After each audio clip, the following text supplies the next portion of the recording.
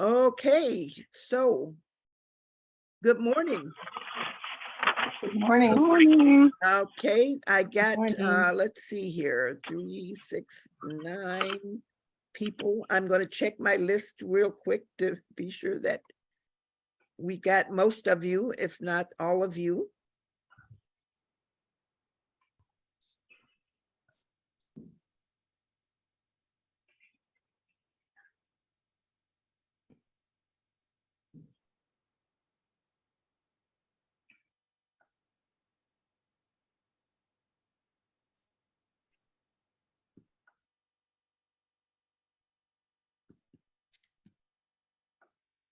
Okay, 1, 3, 6, 7, 8, 9, 10, 11. Okay.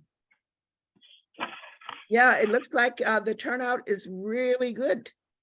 Really good here. We may be missing one or two who hopefully will join us shortly, but we're going to get started. So welcome. Thank you for joining us today. Some of you are returning members or returning volunteers, but we've made a few changes to the taxi driver that Dave is going to go over and explain. But many of you are new, and yes, we are recording this.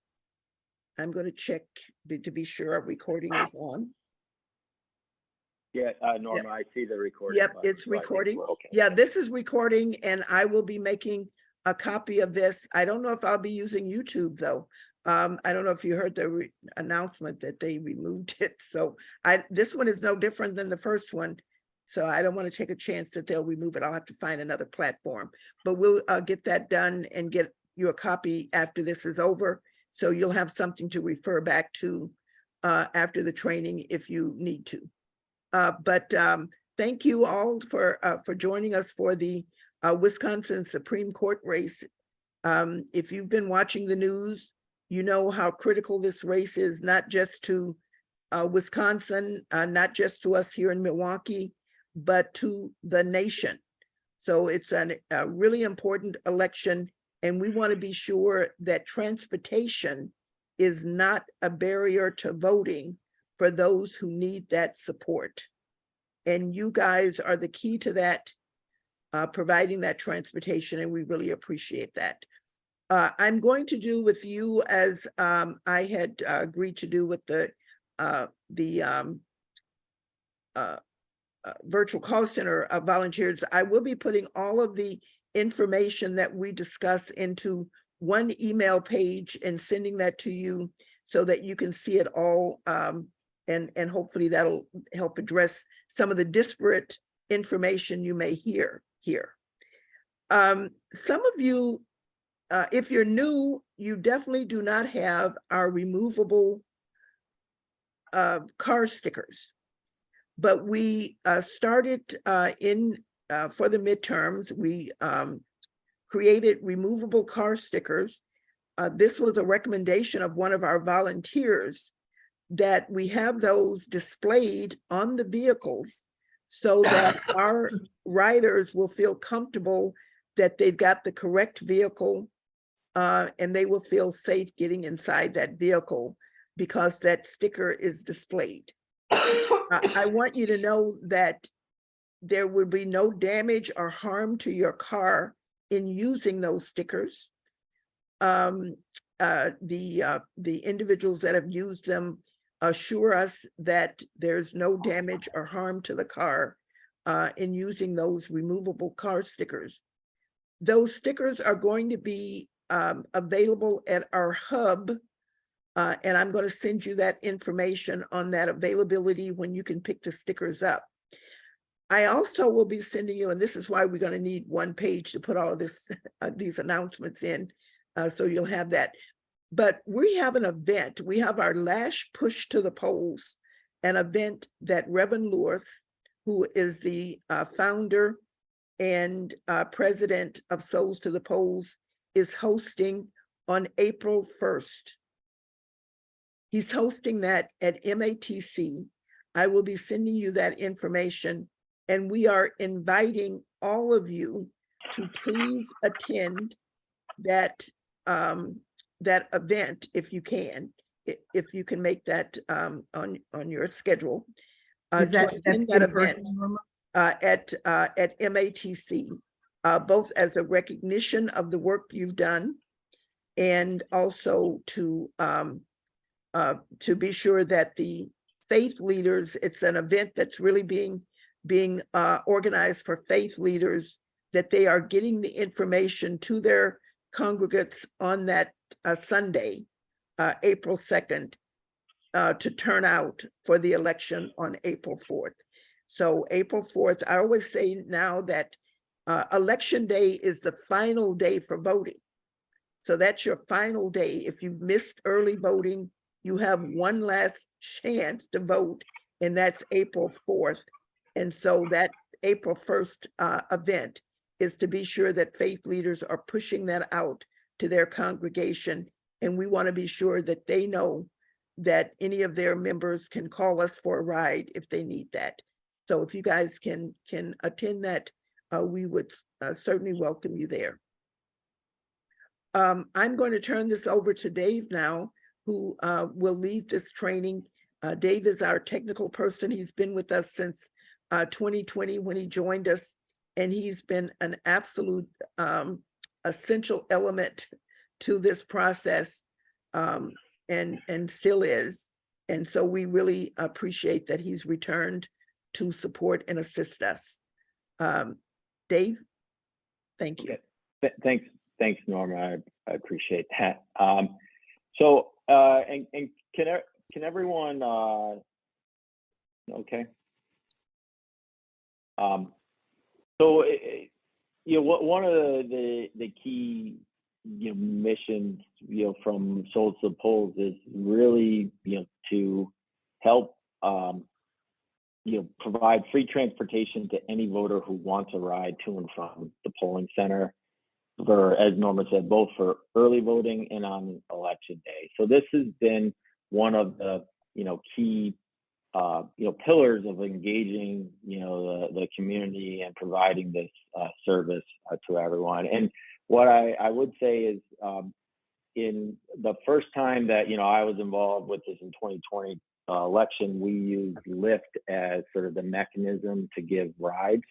And so our touch points was really in just like talking to the voters on the phone and booking the rides. And in the midterms, we switched over to having volunteers, the poll drivers, yourselves, to provide that service. And you know, moving forward, it adds complexity, but also we think there adds a tremendous amount of value because you get to interact with the voters the most, right? You're in your vehicle with them, you're engaging them. And I think, you know, all the feedback, both from the voters and also the volunteers, like that's like, whether it's one ride or 100 rides, there's like you're really, you know, special sort of connection and sort of providing that service. And then also providing, you know, it just engaging with the voters themselves and you know, sort of enabling sort of our mission of engaging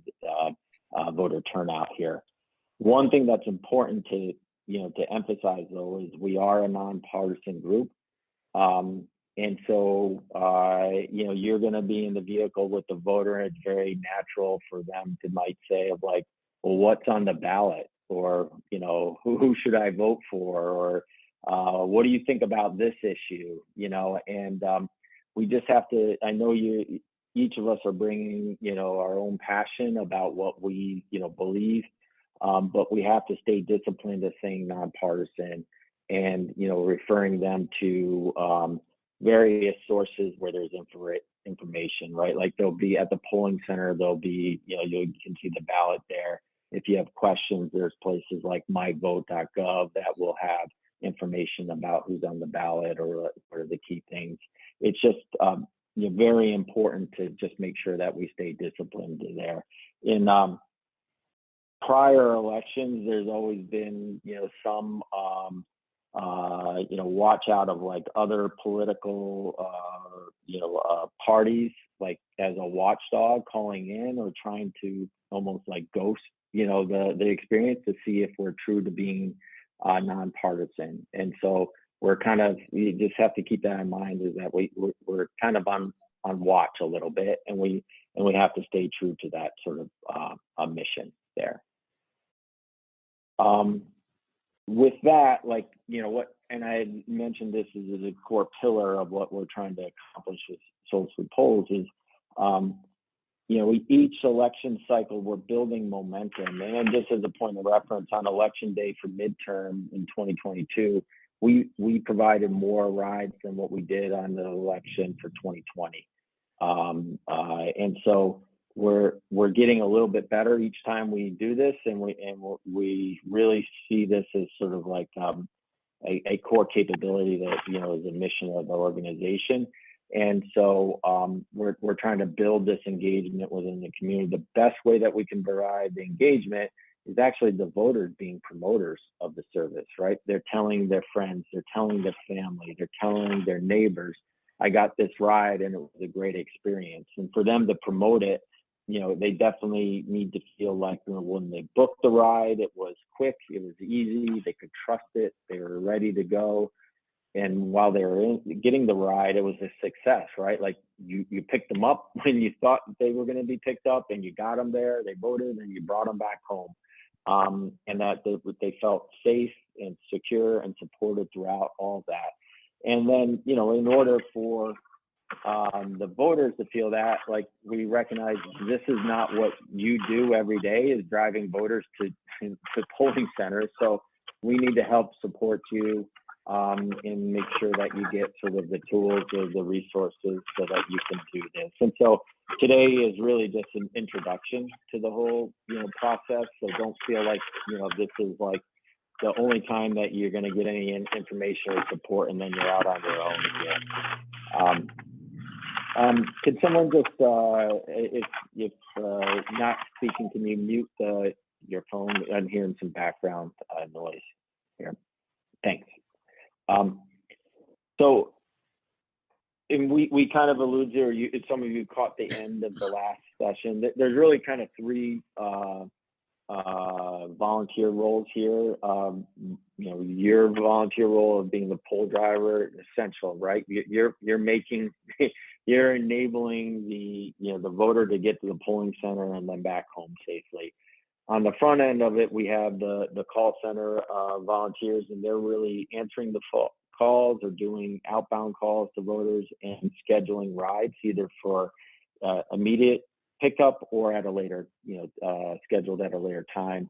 And then there's like a operations team where it's individuals like Norma, myself, Chris Stone, who wasn't able to join today. We're kind of like help, behind the scenes troubleshoots things with like systems or tools like Taxi Caller or Telsio, the phone system. And then there's another role here that's sort of like the duty manager, and I'll explain how you'll interact with that duty manager here in a few moments. For you, or sort of, there's a variety of different tools here. Telsio is for the call center, so that's not relevant for you. myvote.gov is a website where we figure out what are the polling centers. You don't really need to worry about that. That's more for the call center. And then, what you need to do is use Taxi Caller, and I'll walk you through the basics of that today here. And that's your main tool for this. So first things first is, in order to get going on Taxi Caller, you have to download the app. It won't charge anything. There's like a free version of it, but you got to get into your, whether you're Android or iOS, you just got to search for Taxi Caller, and then make sure that you get the driver version of it and just download it onto your phone. So that's sort of step one here. And then as Norma alluded to, she'll send out the email with this information and others. So like, don't worry if you miss something on the slide. We can you'll have access to this. But that step one is get the app on your phone. Shoot, let me just update this real fast here. I missed that. There we go. So then, step 2 is once you get into the app, then you need to log in. And then I think I've got everyone up into the system except for maybe Madeline. I haven't gotten to you yet, but immediately after the call, I'll get you into load you into the system. And then once you get into the app, what you need to do is just put in your company ID, which is Souls. And then your username is your first name, last name. And so this is just one watch out, is like the first name, last name that I have is just what we've Norma's captured from the volunteer list. So sometimes there might be a little bit of a mismatch of like what you thought it would be or what Norma documented. So I might have thought as Dave Anderson, but then we got it as David Anderson, right? So if you're getting like an error of logging in, 9 times out of 10, it's that issue is like we didn't get the nickname right, or we should have used the nickname, and so we then just contact us and we'll get things corrected in the system or share with what we have with it. But it's just your first name, last name, and then the password is that SttP 2023 exclamation point, and that's the password everyone's using now throughout. And so what we're recommending is just let's keep everything the same, because if you forget that, then it's always easy to call in, and if you ask me what's the password, we can just tell you because it's all the same thing. Okay. And then I see a note for logging in, you do need the underscore between the first and last name for it to work. Okay. So then you log in, and then this is just for the first time that you really log in, is setting the map preferences.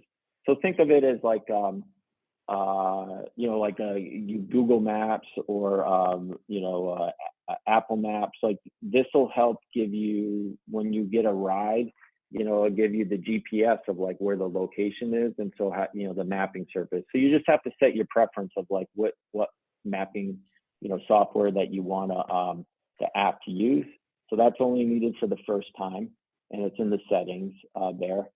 And then when you start your shift, and this is really important, sort of that for every time you start your shift, what we want you to do is call into the call center, and that's the call center's number, and hit option 9. What this will do is contact you with this other role, the duty manager, and they'll inform you of like what vehicle that for you to take. And I'll just show you the list of the vehicles that we've got set up. We'll eventually expand it, but can you see my screen right now? Maybe. So what we have set up is just a bunch of house accounts, cars. Like these are all like a virtual car. Obviously, you're in your own car, but rather than having you put in your own details, the way we're managing the system is just saying there's 5 or 10, and probably on election day we might have up to 25 or 30 of these house cars. But then this is just for you to sign in, and so that then we know who's in which vehicle. So we have these house cars, and then that's what the duty manager is gonna tell you. So in your app, you'll see something like over on the right hand side when you click on start your shift. There'll be the list of the cars, and it'll be like house car 1, 2, 3, 4, 5, and then the duty manager will say, please select car number 4, and then that's what you select, and then you can start your shift from there. And that way, and this is the key thing that this step here is, if we don't kind of control of like who's on shift and who's off shift, that it actually, the dispatching can get,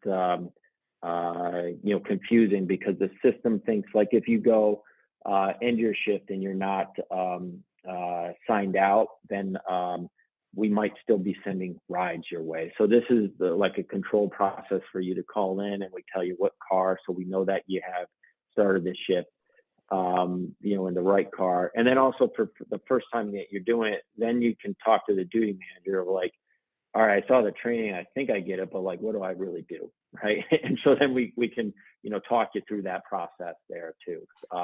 So it's, it's critical every time you volunteer, but especially the first time, because then we can make sure that you feel, comfortable with the app and the system with it.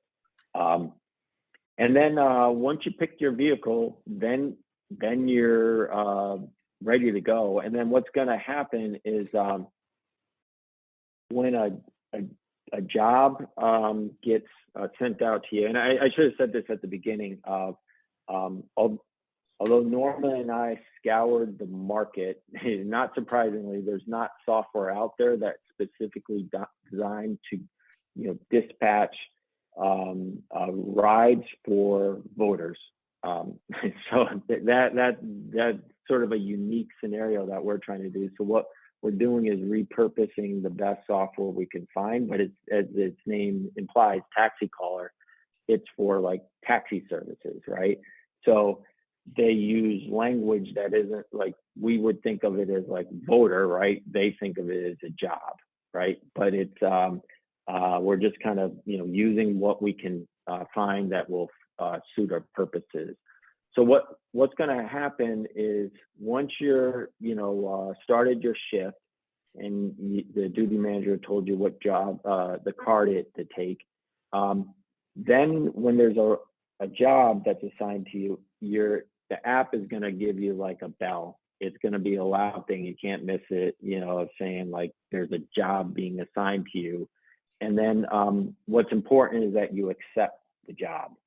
So then from the system, we know that, like, that voter has been assigned to you and that you've got it. If you don't accept it, the system will then, it's set up to wait for, like, 20, 30 minutes for you to accept it, but then it'll move on and accept it to someone, assign it to someone else. So you might say, oh, I'm supposed to pick up at 3950 West Meineke. I'm going to just go head over there without accepting it.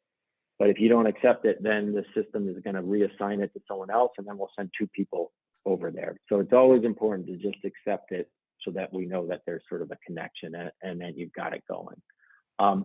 What we're recommending with the call center folks is, what they're going to book in any job is really, I'll show you this screen. What they're going to book is basically a one-stop job. So there's going to be a pickup address, and almost always the pickup address is their home. And then there's a stop that's going to be the polling center, and then the destination is back to their home. So that's what you'll typically see is, like, an address that's their home, a polling center, and then the third item is their address again, of their home location. So it's sort of the round trip part of it. If there's a different address of the drop off, that's always good to confirm, of like, am I taking you to somewhere? I've got this address of where I'm dropping you off. Just confirm that they don't want to go back to their home. That's truly, like, we've got the right address in the system for them. So at this stage, again, you've selected the job, and then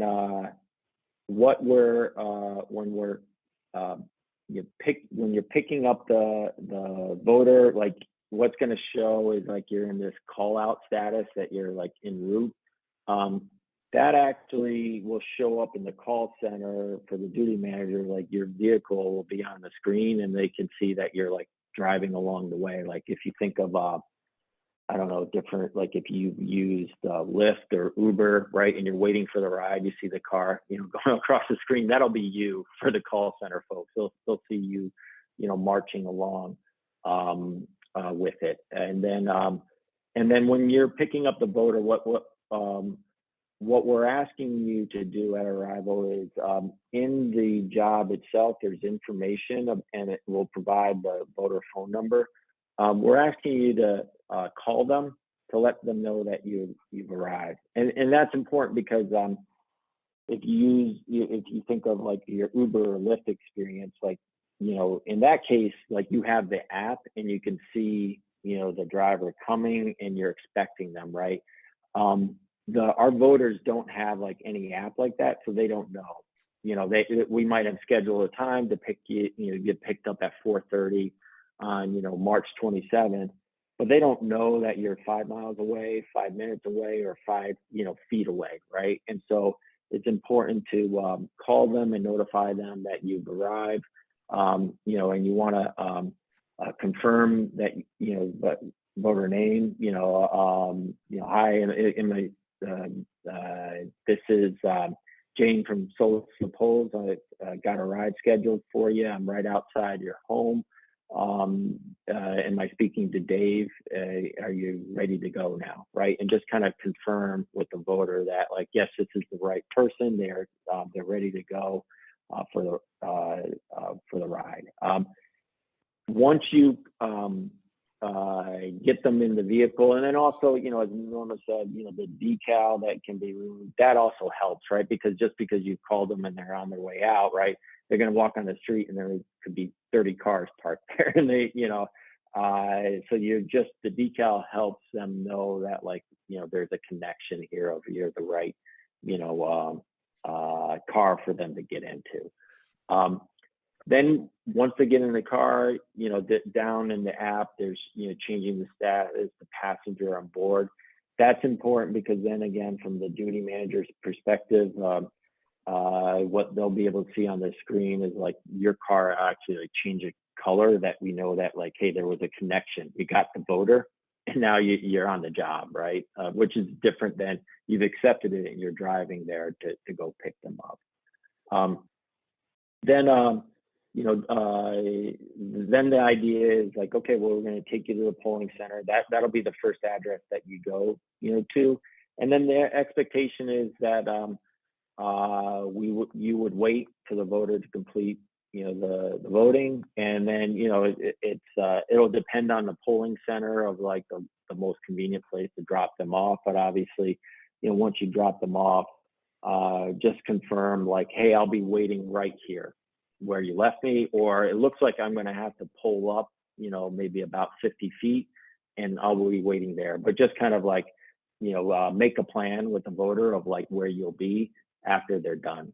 And then, so then you'll wait there for them to complete voting. And then once they get back in, then you're taking them back more often than, home, basically. But again, they may have, some cases they might put a different address, ask for a different address. Like, I want to be dropped off at my daughter's home, and just confirm, like, once they get back in the car after voting, of like, hey, I have it that we're going right back to your home address. Is that where you want to go, right? And then once you're done and you've dropped off the voter, then what you want to do is just on the app is just click on that delivered and confirm that, because then what that tells the system is that you've completed that ride to the voter, and then you're ready to take the next one. Because what the system won't do is while you're sort of actively with a voter, it's not going to send you another a ride right on top of that. But once you confirm that the voter has been dropped off, then you're ready to take the next request. And then you're just off repeating the process for it. There will be, at times downtime, especially on early voting. And so we don't expect you to be a taxi, like driving around the city, looking for rides. What we just say is like, you can find a place to just, park your car, and just wait for the next, job. And then you're off and running again, right? But there's no need to kind of like drive around the city.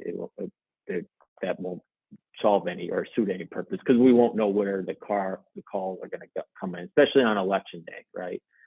For that. And then when you're ending the shift, again, this is very important. It's just you kind of repeat the process of how you started, but in reverse. So you call back into Telsio, you hit option 9, you'll talk to the duty manager and say, hey, my shift is done, I'm going to sign off. Okay. And so, and then on the app, basically you're just, you click end shift, and then it'll, in taxi caller, it'll disconnect you from that, that house account car. And so that we know then that car is not available for ride. So it's really like when we connect you to starting a shift in a car, that we know that vehicle, and I know it's your vehicle, but like virtually in the system is that vehicle is available to get rides assigned to it. If you don't end your shift, then what will happen, and you drive home, like taxi caller will still think that you're ready to get jobs, and it's going to send you, like, it might send you a job, like you're home cooking dinner, and taxi caller pinging you saying like, here's a voter ride that has been assigned to you. So that's just very important of just how we, just starting this shift and ending this shift of, talking to the duty manager. And it's really quick. It's just a quick phone call and just say, hey, I've completed my shift. I'm ready to sign out. And the duty manager says, great, thanks for your time. Boom, and you're done. So it should, take no more than like 2 minutes just to do that. But then it's very important for us to know that, like, you're not available for rides anymore for that particular day. So I see a question of, could we expect multiple voters at one pickup? Definitely, that happens, and that's perfectly fine. There's also, the call center volunteers, they should note that, in the task, but sometimes we don't know that, right? They just, I call in and say, hey, can we get a ride? I'd like a ride for next Wednesday. We say, great. And then, I come out and I have like my, 2 brothers and, sister with me, right? And you're like, oh, okay, and again, it's, we want to support that as much as we can. And then, but obviously everyone's vehicles are different. So like, if it exceeds what's comfortable, then, I think we're just going to have to manage that and just say like, hey, I can't fit 6 in my car, right? Like, but I'm happy to take 4 of you because that's what would fit, right? That's like almost never has happened, but it could happen. A lot of times the voter, because we're supporting, elderly community, a lot of times they might bring like a son or a daughter or some other support, like a neighbor to support them, kind of, getting in and out of the car as well. And that individual may not, the support individual may not vote, but they're just there to, help the person who scheduled the ride. So that's like often happens there. For handicap voters, it depends on the handicap, that if it's like, if they are able with a cane and walker to get in and out of the car, right? Like we can, definitely support them. If they need a wheelchair, then what's gonna happen is when they're asking for the ride, like there's a separate process that Norma will handle sort of offline to getting them the right resources. There's also different like, handicaps, right? Like there's people with, hearing impaired or, sight impaired. And so we get sort of a variety of that. And, beyond just sort of maybe just you think of wheelchair part of that. And then oftentimes, they would bring sort of along with them to support them.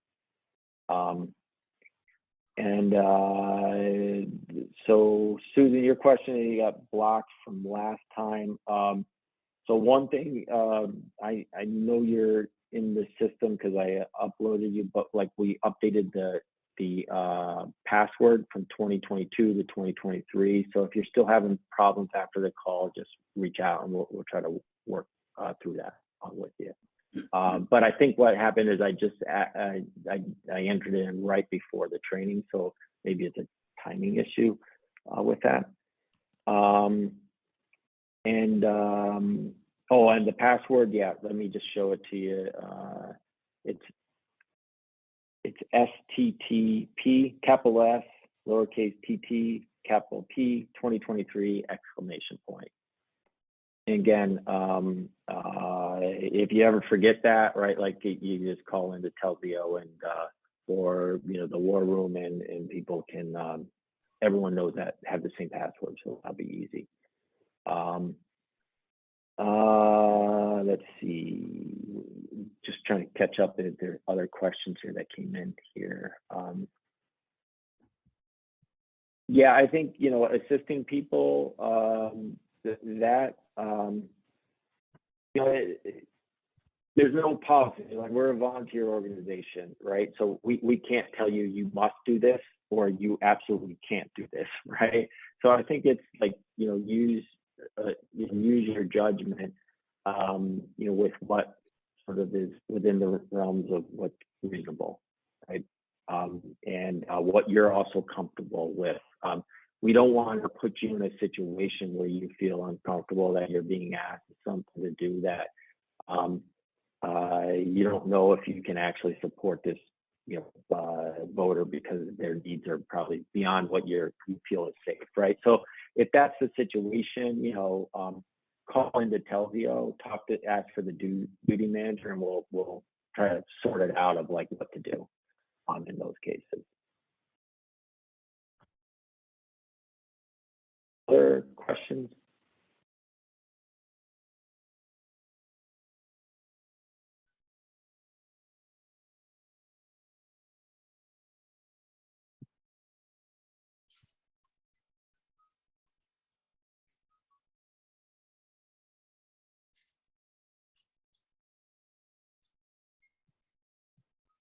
Anything else? Or I think at the core of it, it's like really what's you've got to get comfortable with is the taxi caller app. So download that, and then when we start your first shift, we can even, like, the duty manager can create a fake job and sign it over to you, so and even walk you through of like, oh, you see it coming through, I accept this, or I click on this, I click on this, to just kind of get familiar with it. That's probably the biggest thing to just get comfortable with. Okay, great. That's I'm glad to hear that. And then Norma, on the decal, that's at the hub. That's when they can get that. Yeah, we're going to have, we have a hub for our work at the Amalgamated Transit Union, which is at 26 in Wisconsin. I will make sure this is in the email packet that you'll receive, the address there and the time that you can pick up your, you can start that on Monday, and especially if you're starting on Monday. I think they open around 10 o'clock. So you can stop in on Monday. We'll also have, if you're not working this week and you don't get your removable stickers, they will be at MATC also at that event that I talked about. But otherwise they'll be at the hub for pickup. Pam and Tom, I don't think we've ever done that, but I think that's a fantastic idea, Nora. Maybe we could create, they're asking some flyers that we give each of the toll drivers that then we can hand out, to the voters if they want, that they could share with their friends, family, neighbors, with there are flyers there as well. So I'll also be sure that The those. hub, right? Yeah, at the hub. Yeah. Yeah. So we should, if we can get, make sure there's plenty there for the poll drivers. Maybe you can pick some up from there, and then feel free to hand it out. I think the leaflets explaining the ballot, I guess, Norma,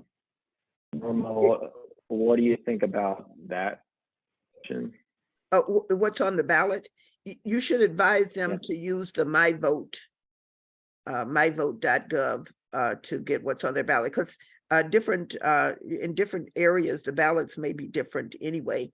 There's some school board races, there are judge races. I think those are all citywide, so everyone should have that on their ballot, but there are some localized races that may be on ballots too.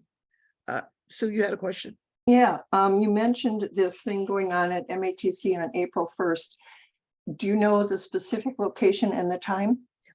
Well, the time is at 10 o'clock. I know there's a room number. I don't have it in front of me, so that's why I need to get you the announcement on that. But yeah, Okay. there's a specific room number that you're going to, and it's from 10 to noon on April 1st. Thank you. And just going back to like sort of the ballot and everything, I think it's just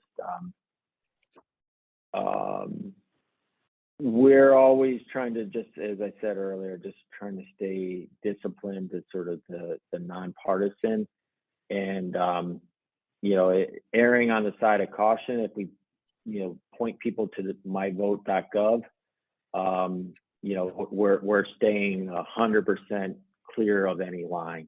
There of just like, this is what the Wisconsin government is putting out on what's on the ballot, and all the issues in the local.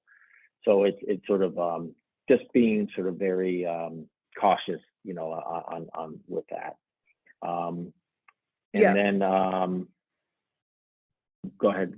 Oh, yeah, just one thing. I saw a question in here about changing your schedule. With that email, I will be sending you a link to a document that you can go on to see what your schedule. I still have to finish that up with everyone's schedule on it, but I should get that out by tomorrow. But that link will show what you signed up for. And if you need to change it, let me know what those changes need to be if you can't do that within that document. Some of you may be able to, some may not. It depends on what your email accounts are. So anyway, but you'll have that document, and you can always let me know if you need to update, either add or take away or somehow change your schedule in some way. And then the question about the zones, we're, our coverage area is Milwaukee County, which is, that in itself can be big, depending on like what if you're at the four corners of it. Early voting, there's only a handful of polling centers available. So and then the volume of it, we don't expect to be significant. So it's unlikely we'll have a need for zones in early voting. For election day, like what we'll have, that usually, Norma, on sort of like like that Sunday, Monday, we kind of look at how many rides have been booked in advance, where are they, what do we expect the volume, and then we'll come up with a plan of like, are there going to be some zones that that carve out in the city and direct people to. So we've done that successfully in the past, but it's a little bit we don't know enough yet to like pre-publish it to say like, hey, this is your blocks for it, and it would never be so strict of saying like, don't cross 41st Street, right? Like but it'll be more general of like, hey, you're gonna be more in the north, we're gonna assign you some pre-booked rides in the northwest side, and you're probably gonna stay up there for your shift, but we won't know that until probably like the day before, and then we'll communicate that out to you. And again, it's based on knowing how many pre-booked rides, what's our anticipated volume and everything, and how many volunteers we have. you know, that are on the schedule for election day.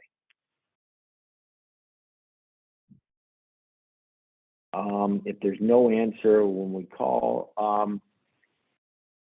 Norma, I think what we normally do is we wait for a bit. We try calling, you know, a few minutes later. We give them a little bit of a grace period. You know, sometimes people are, you know, in the bathroom, or, you know, they're on another call, right? So, or they just missed it, right? They didn't have the phone by them, and they missed the call. So, you know, what we normally ask you is,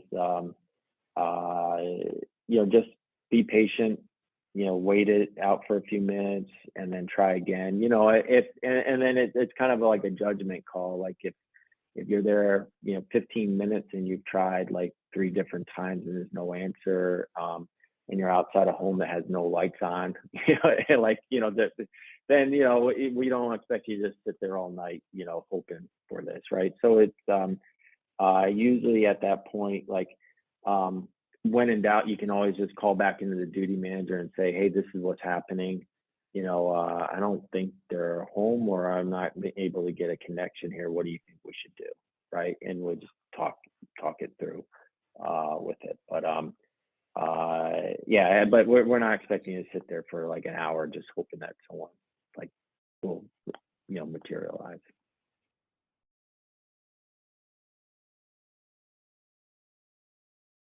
Did I get all the questions? Are there other ones?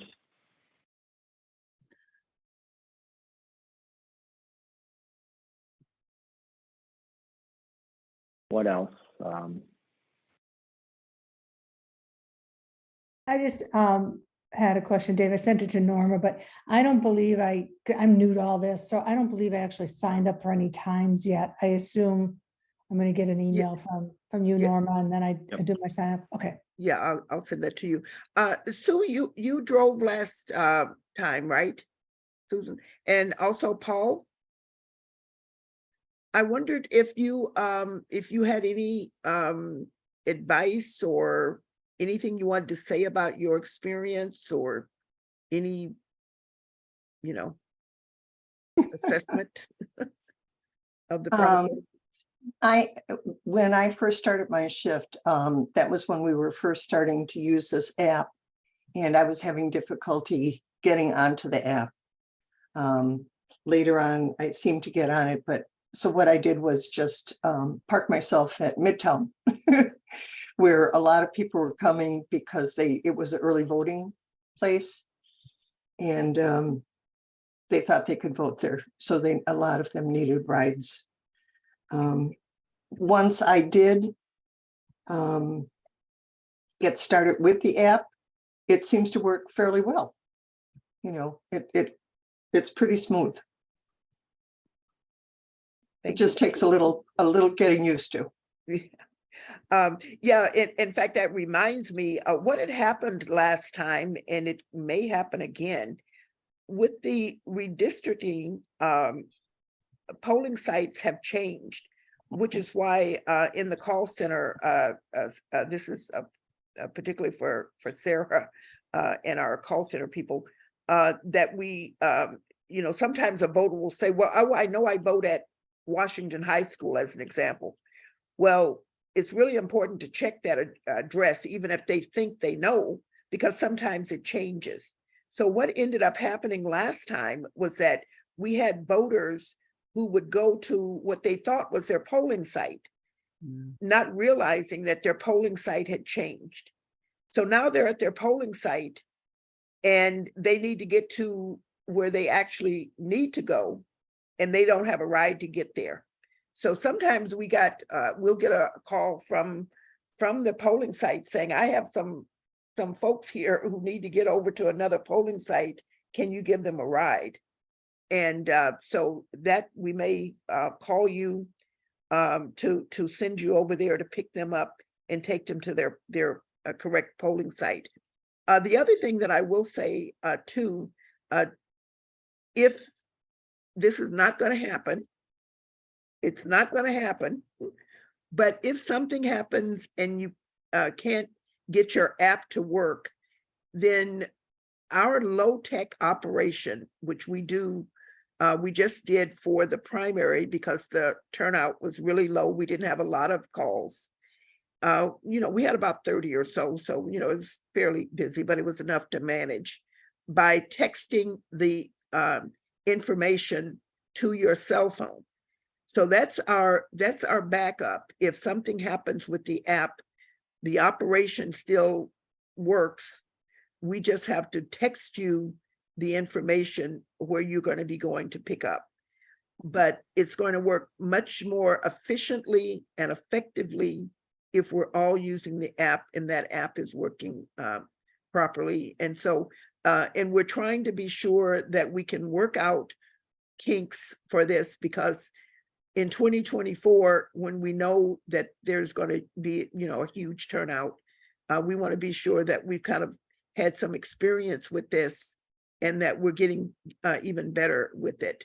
But let's hope we have a pretty robust process here with this the Supreme Court election.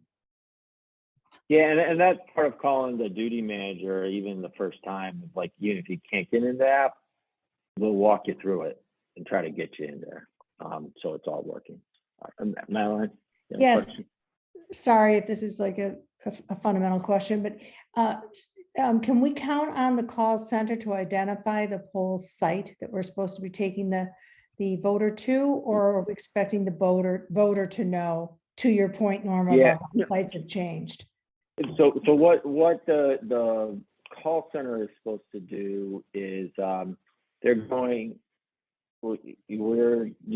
training them to go to myvote.gov, and then when they're talking to the voter, is asking them, well, what's your home address? Because it's critical that then they'll enter that in, and then what'll come back on my vote is what's the polling center. Now this is essential for election day, right? Like early voting is a different thing because there's a subset of different places that people can go to, but for election day, the call center is going to check my vote, and they're going to say, oh, based on your address of XYZ, myvote.gov is saying your polling center is ABC, right?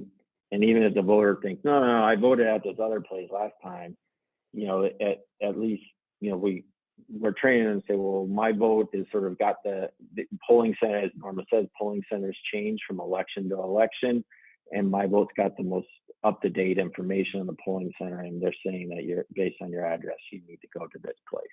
And so that should all be booked into your rides. More often than not, like what Norma was describing, is someone thinks, oh, I've always voted at the community center around the corner, and then it's no longer a polling center. So they went there, and then they're like, I don't know where to go, or like, this is not my, there's no voting here, and now I need a ride and I need help. And so then they might call and I'm like, hey, I'm at the community center and I need to go to the library. Can I get a ride? Type of thing.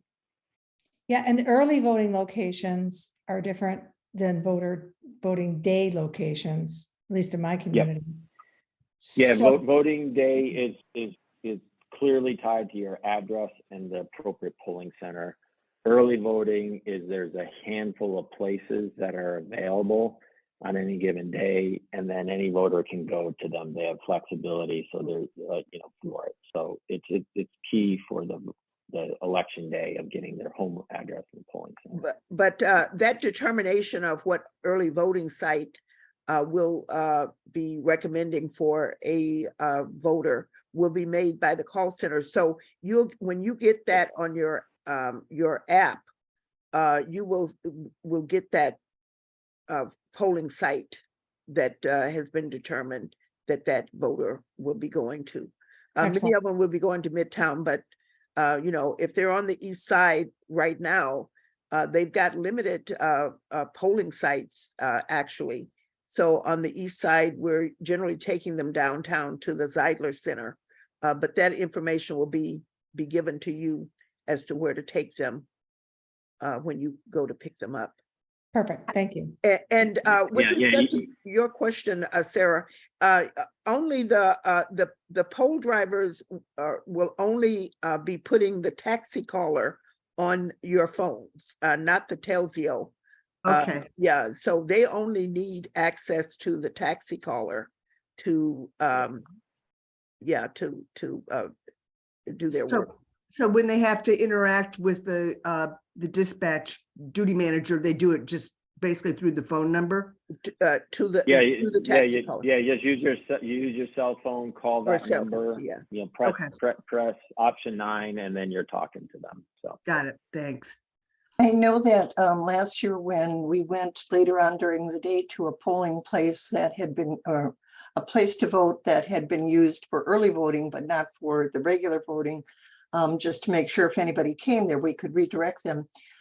Basically, what we found was somebody had placed a very large QR code that people could use their phones and it would get them to myvote.gov.